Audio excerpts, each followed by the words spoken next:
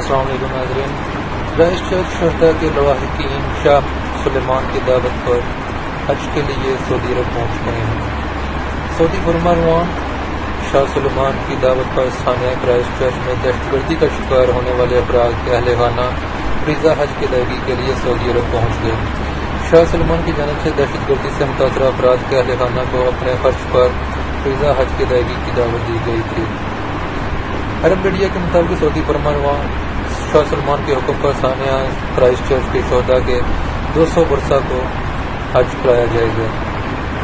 عرب media کا کہنا ہے کہ ثانیہ کرائسٹ چرچ کے لواحقین سعودی فرمانروا کے مہمان خصوصی ہوں گے، انہیں شاہی مہمان کا درجہ حاصل ہوگا۔ یاد رہے کہ نیوزی لینڈ کے شہر کرائسٹ چرچ میں 15 مارچ 2019 کو 2 مساجد پر حملے میں 50 افراد شہید اور 39 افراد زخمی ہوئے تھے۔ اس دہشت گردی حملے میں 9 پاکستانی بھی شہید ہوئے تھے۔